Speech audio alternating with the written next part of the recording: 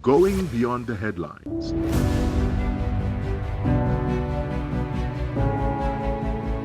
Asking the questions you want answered. Exploring government policies and how they impact you. We are delving deeper.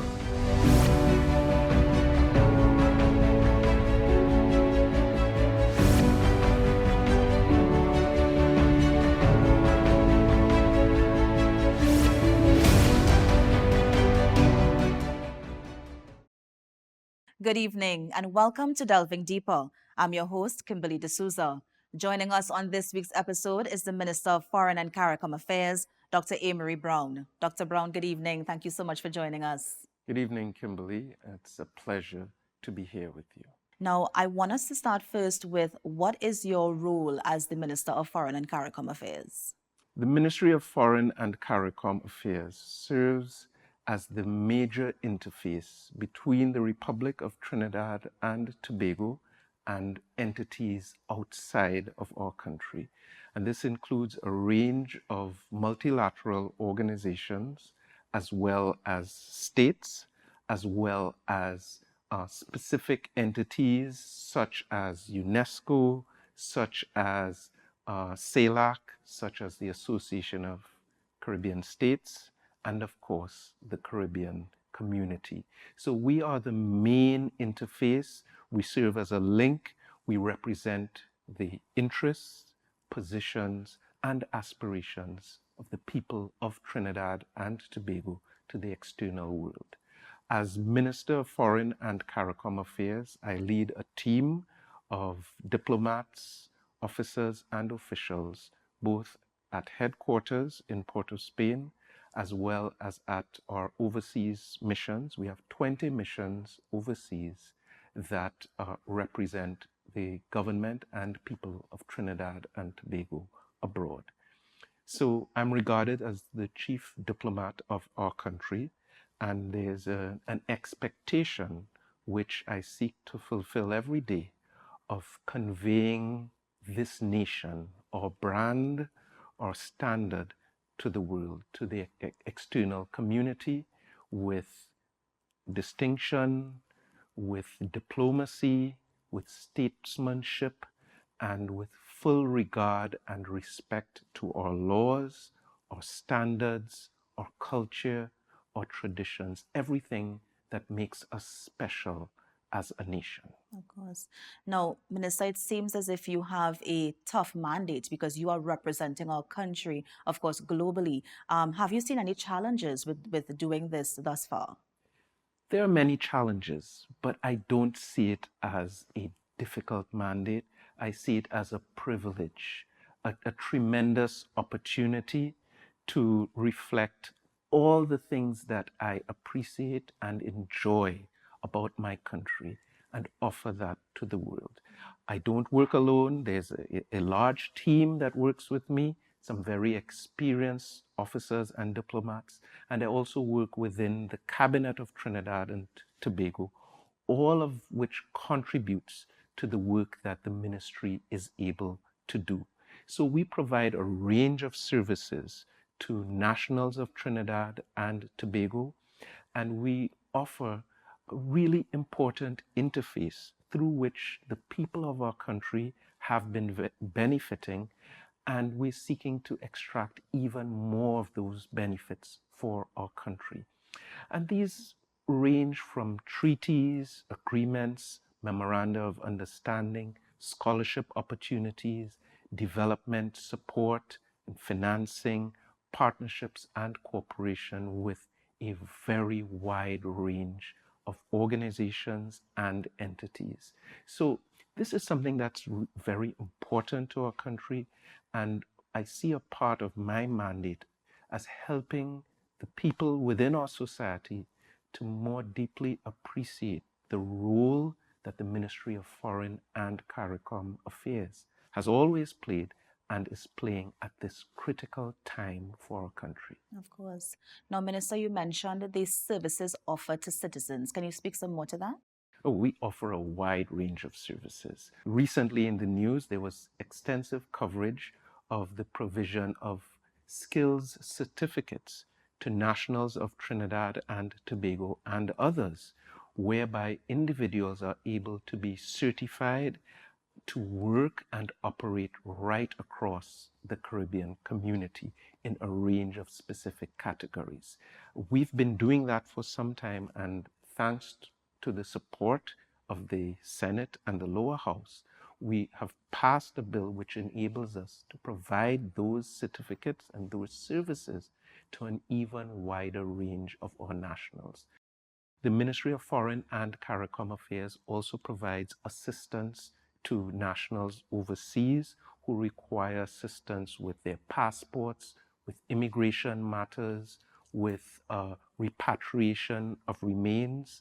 We also provide assistance to nationals who fall into distress for a variety of reasons.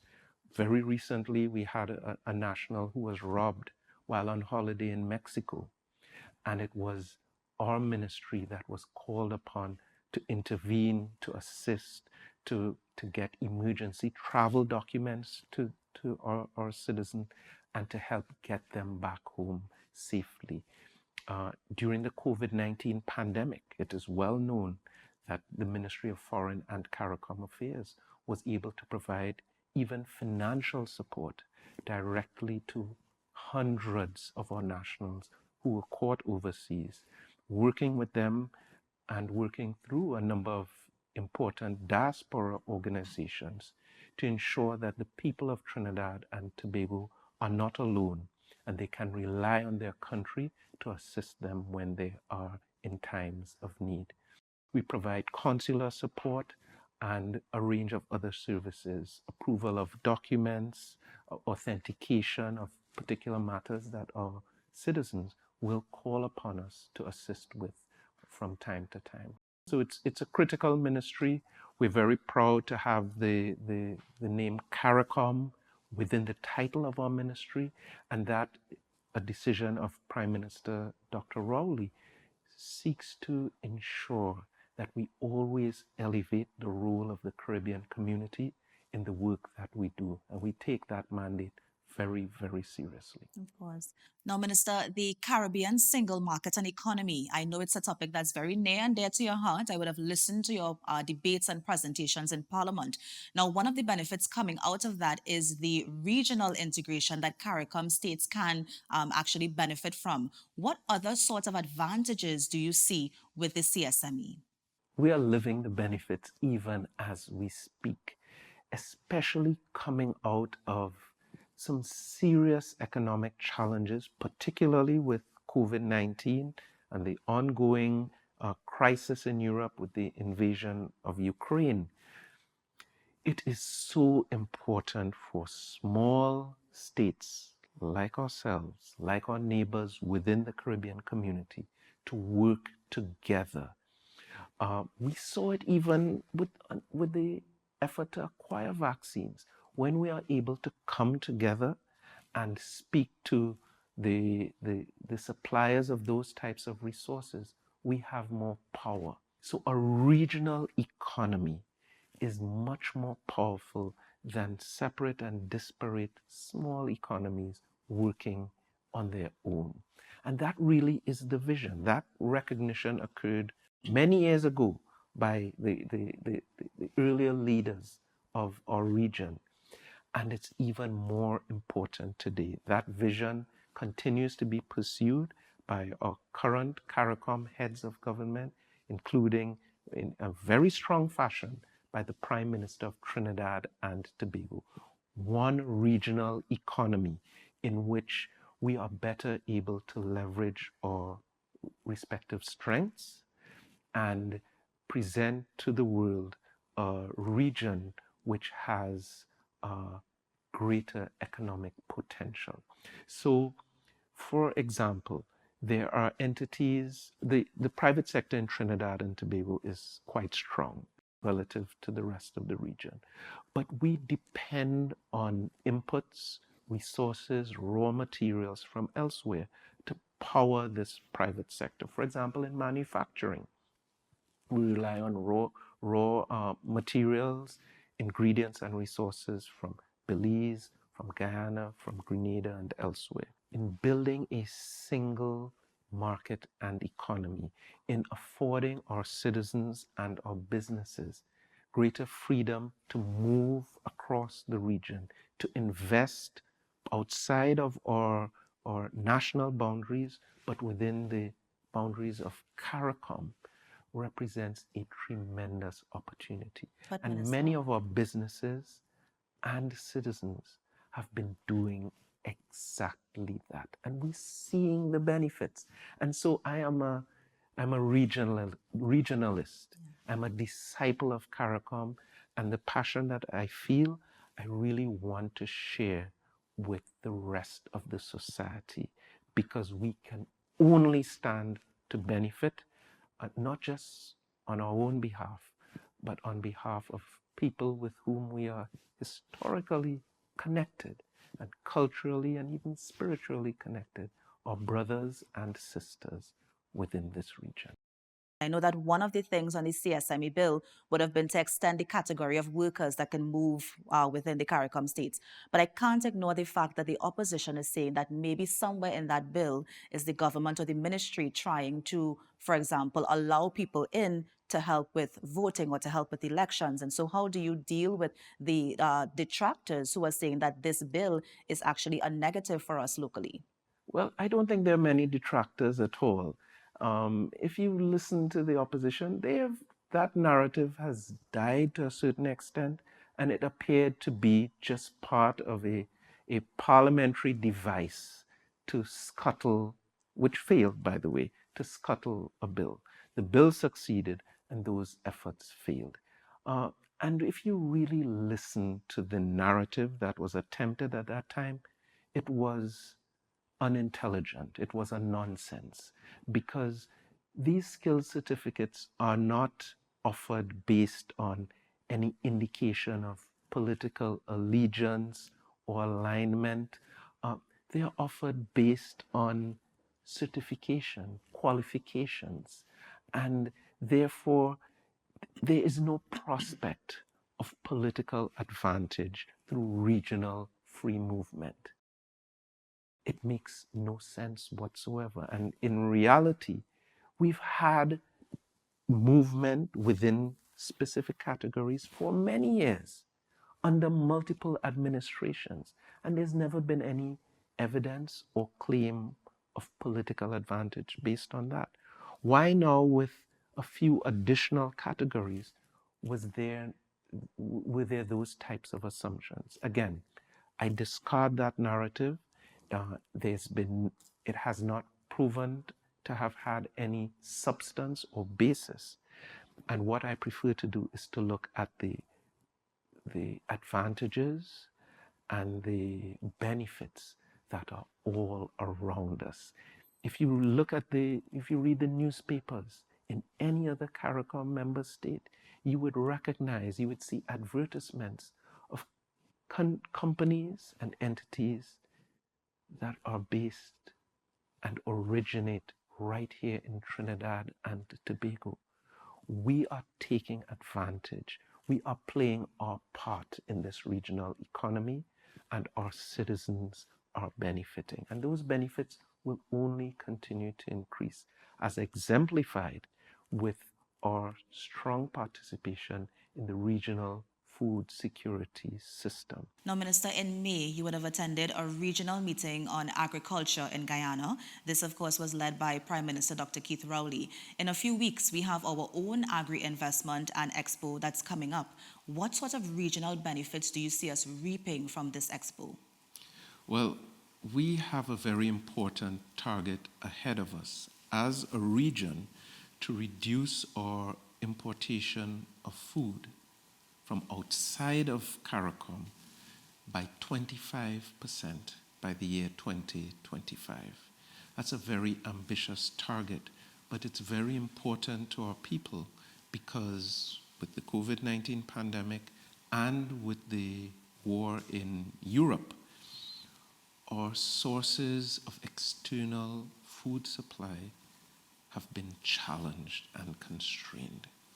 This has been recognized, and the greater priority has been placed on the full development and elaboration of a regional food security system.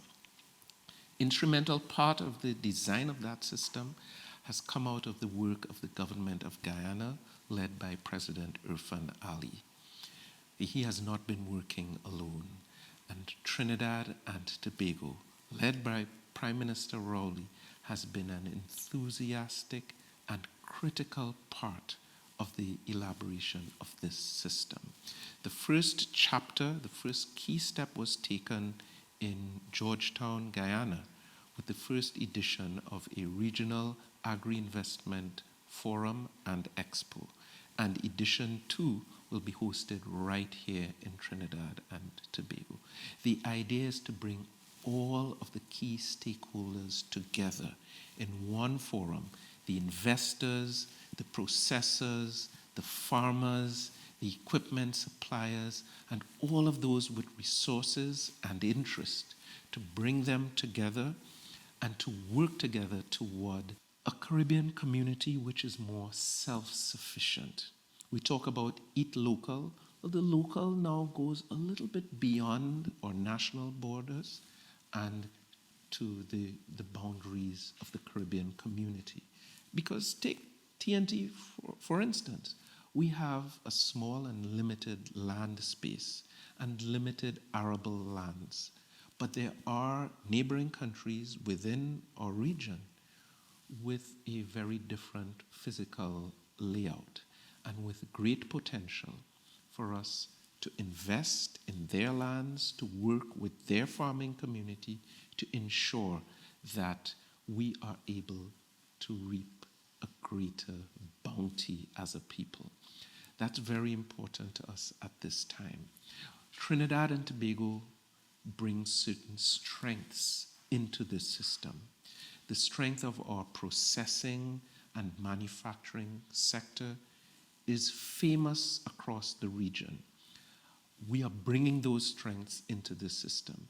There are also some products such as chicken and corn and pineapples and a number of other agricultural products that we have tradition and strength in as well. So Trinidad and Tobago is a leading part of the elaboration of this system, and we are working very closely with our other members of CARICOM to ensure that that 25 by 2025 is achieved and we are able to conserve more of our foreign exchange within the region. We're able to support the regional farming community to a far greater extent than we have in the past, and that our people would be able to obtain nutritious and healthy food at a lower cost. That's a very important objective. Now, Minister, when we have to rebuild those relationships, because, for example, I know that the Jamaican Prime Minister is coming for his 60th anniversary, and Prime Minister Dr. Keith Rowley would have said it was a long time in coming because we had to, mend those relationships. How frequently do you say you have to go in and sort of out those fires? My job involves constant contact and communication with external agencies, with colleague foreign ministers, both within CARICOM and across the world. That's a daily duty, and I take that responsibility very seriously. So when diplomacy is well exercised, it's not really a case of outing fires, but very often of preventing fires. So you would see with the upcoming state visit of the President of Guyana and the upcoming official visit of the Prime Minister of Jamaica, Trinidad and Tobago continues to ensure that our relations within the region are not just functional, but positive, fruitful, productive, and in inviting and hosting these very important dignitaries within our shores, we are once again demonstrating the value that we place on these relationships. It goes beyond that, and We've seen where there have been disagreements with our position, even with CARICOM's position on Cuba, on Venezuela, and on other matters. And again, it just reminds us of the importance of always operating on the basis of principle. And it's Prime Minister Rowley who reflected to me very early as a young Minister of Foreign and CARICOM Affairs when I first was sworn in. And he said, when you stand on principle, your decisions will stand the test of time. And you've seen where Trinidad and Tobago continues to anchor its policy positions on fundamental principles. And that has enabled us to remain strong when various winds have been shifting and one action seems kosher today and then tomorrow it's frowned upon, and then the next day everyone is heading in that direction. Trinidad and Tobago has remained strong. Our positions are respected around the world. Other countries and major capitals know that they cannot assume the vote or support of Trinidad and Tobago. It has to be earned. It has to be invited. You have to engage with us. You have to respect us just as we respect you. So we've been exercising our sovereign role. We've been proactive, and we are very well regarded on the international stage at this time. We're seeking to leverage that even further in our candidature for the presidency of the UN General Assembly for the upcoming term, 2023 to 2024. Trinidad and Tobago has never held such a position. It's our intention, and we intend to succeed, it's our intention to do exactly that. As a small country holding the seat of the presidency of the General Assembly of the United Nations, reflecting our principles, reflecting our voice, reflecting our aspirations, and our appreciation of the challenges facing developing countries and small island states on the global stage. Now, Minister, I wanted to get your thoughts on the Russian invasion of Ukraine. What is the ministry's position on this? Well, Trinidad and Tobago has a position, has a voice, and has interest in this particular matter. We've conveyed that position via our support for particular resolutions at the United Nations and also at the Organization of American States and a number of other fora. We recognize that this invasion is a violation of international law. Our very existence as a country, as a sovereign state, is contingent on respect for international borders and for countries to maintain the principles of international law. The invasion of Ukraine is a clear violation of those principles, and Trinidad and Tobago has made its position crystal clear and joined with a number of other countries in condemning the invasion. That position is maintained to this day. As well, we also place great emphasis on the role of diplomacy and dialogue. So while we don't just condemn the invasion, but we also call for a cessation of hostilities and a return of peace, not just to Europe, but around the world as well.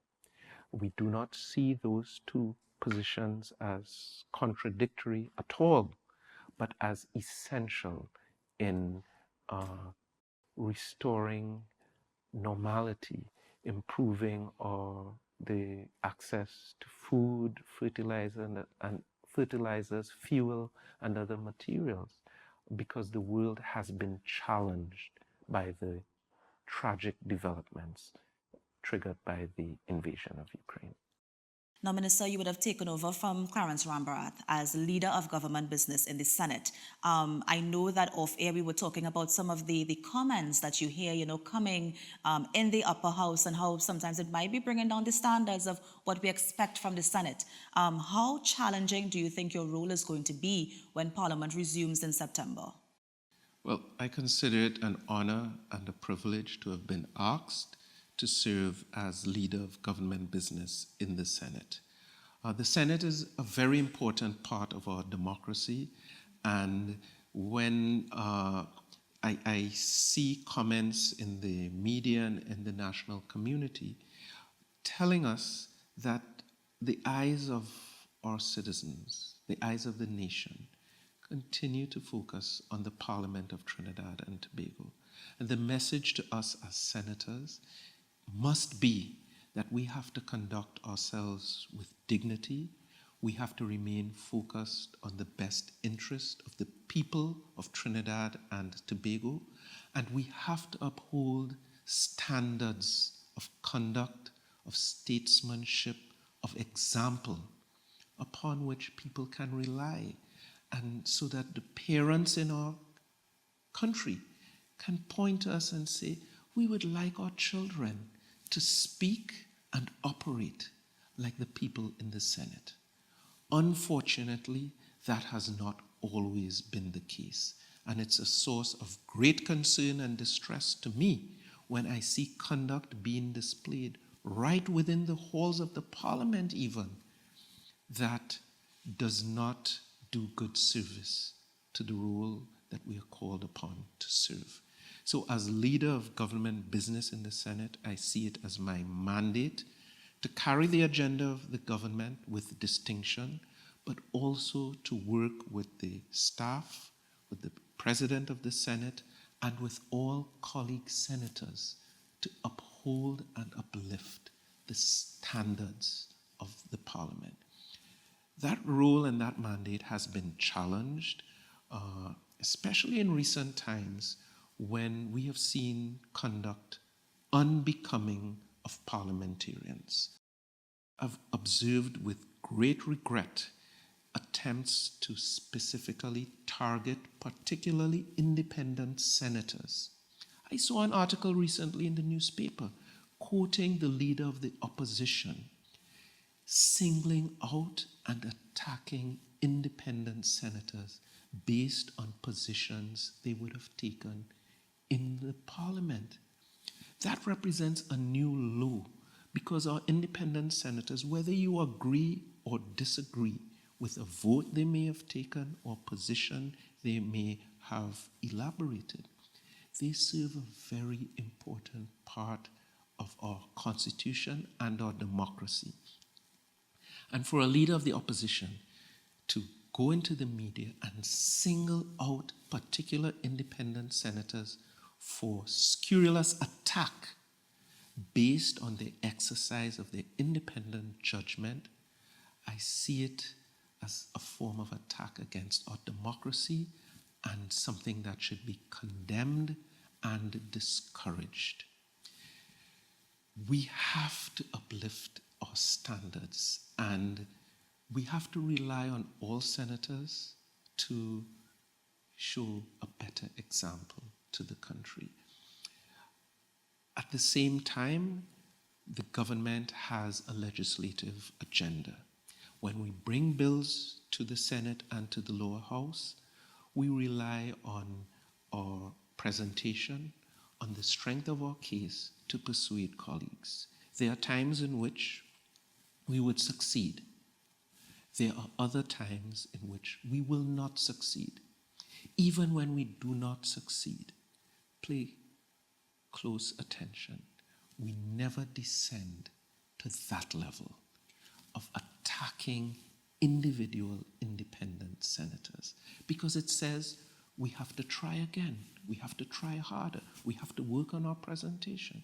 Even with the case of the bail amendment bill, when you have the current police commissioner, you have former commissioners, you have other stakeholders in society recognizing the importance of these measures, we bring our case forward, and you have independent senators who, in their judgment, decide not to support the government's case. We believe in democracy, even though it may sometimes give us a response that we may not be completely happy with. And you proceed, you respect their decisions, you come again with another attempt. You find another approach, another formula. You do not descend to the level that I saw from the leader of the opposition to single out these key officers under our Constitution, independent senators, for that level of personal attack and excoriation. So, Minister, you are identifying a challenge even before Parliament resumes. And so the work of Parliament, as you mentioned, is to push through legislation. With those challenges, how difficult do you think it's going to be to get legislation passed? And in addition to that, because we have seen sometimes where debates go, well into the morning, so do you anticipate that happening when Parliament resumes? Well, as a senator and as a parliamentarian, you do not have working hours. So if your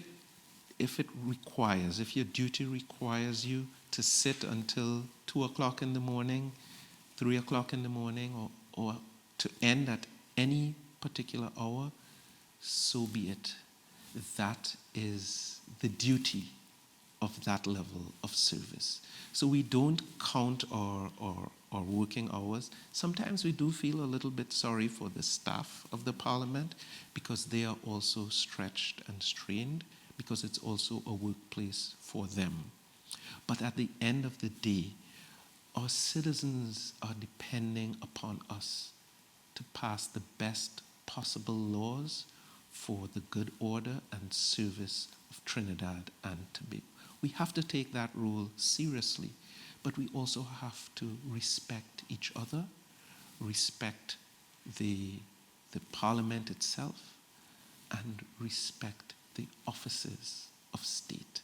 Those are the basics. Those are the foundation on which our country has been built, and that's the type of ethic that I believe will inspire the next generation. Where we disagree, we do so with some decorum and standard and respect. So yes, there are challenges that have occurred, and there are challenges to come. But patriotism goes beyond wearing a pin or waving a flag.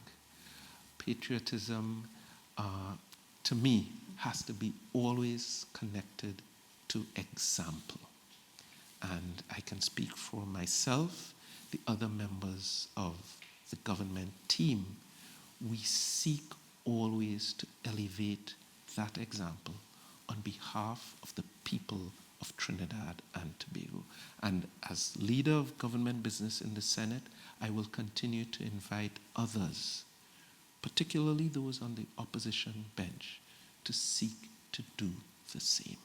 And Minister, final thoughts? Final thoughts? It's always a pleasure to interact.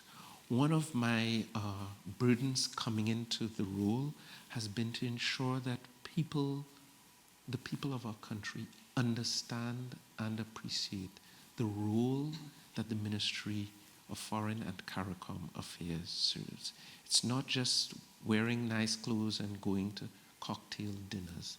It's an ongoing, continuous effort, an ongoing mandate to ensure that we are able to leverage our interests, the interests of this country, to ensure results, to ensure resources, to ensure progress, development, facilitation of our people. I believe we're doing exactly that.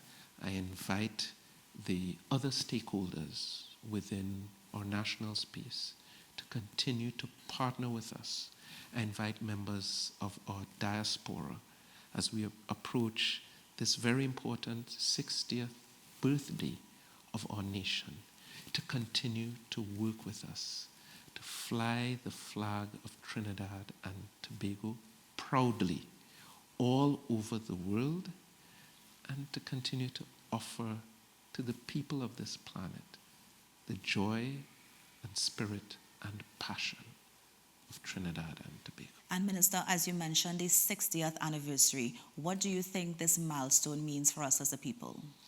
It's so important. We as individuals, we celebrate our birthdays enthusiastically. This is an opportunity for us, this milestone, to put aside what differences we may have and to celebrate the nation together. We have a very ambitious agenda of working through our overseas missions to ensure that public buildings in capitals and cities and towns right across the world are lit on this independence anniversary in the national colors of Trinidad and Tobago. We are working with our members of the diaspora to ensure that the red, white, and black are conveyed and uplifted and represented everywhere on this independence anniversary, because 60 years is a big milestone. And while we may be a young democracy relative to many other countries, we're a proud and significant part of the international community, and this 60th gives us a chance to celebrate ourselves and our nation. And I would want our children very much to be part of this exercise and encourage families right across the country to sit with their children, tell them stories about the moment of independence, and let us remind ourselves how significant this is to the past, the present, and the future. And Minister, as we look forward to celebrating Emancipation Day tomorrow, what can you tell the viewing public who's listening and watching now? This is a big Emancipation Day as well, because we've been constrained somewhat in the last few years due to the COVID-19 pandemic and the restrictions that were a part of our society's response to the threat of COVID-19. Now we can do things a little differently. We can do things more with more expression, with more passion. We can return to the processions on the streets. I'm ready. I have my outfit. I'm looking forward to joining with my brothers and sisters. And one thing about emancipation that I really enjoy is people from all walks of life have recognized that emancipation is important, not just to one subpopulation, but to our nation. And it's an event that we can celebrate together. I'm looking forward to that this year, even more than before, and to use this occasion to inspire our young people, especially those, let's face it, in urban environments, or those who may sometimes feel disadvantaged or marginalized. Emancipation is not just an event of history, but it's also a spirit and ethos that should inspire us every day to shake off whatever chains that might be upon us or upon our minds and elevate ourselves, free ourselves. And this emancipation is going to achieve exactly that. Great. Well, Dr. Browne, thank you so much for joining us on this week's episode of Delving Deeper. Thank you very much. It continues to be a pleasure to engage with you, Kimberly, and to utilize these exchanges to interact with the good people of Trinidad and Tobago. Thanks again, Dr. Browne. Join us at the same time next week for another episode of Delving Deeper. I am Kimberly D'Souza, and on behalf of our entire crew, Have a good night and a safe and happy Emancipation holiday.